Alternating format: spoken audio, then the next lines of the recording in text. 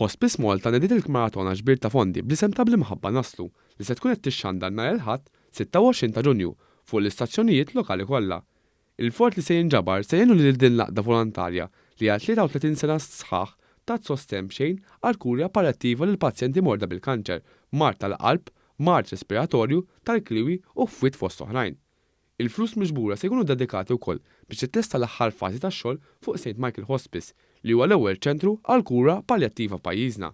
Bħalissa, l-organizzazzjoni qed tgħin iktar minn 1300 familja fis-sena.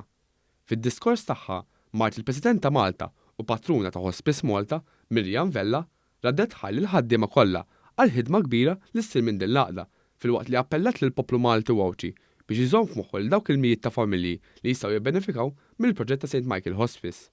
Iċ-chairperson u l-kap eżekuttiv ta' Hospice Malta appellaw biex il-poplu Malti Wawċi ikun ta' sosten biex bekk din l-għaqda tkompli tespandi s-servizzi tagħha fil-komunità. Il-kap ta' reazzjonijiet pubbliċi ta' Hospice Malta, Andrew Zammit, għalli waqt ix-xandira ta' 12 sija se jixxandu numru ta' intervisti ma' pazjenti ta' hospice kif ukoll mal-familjari tagħhom.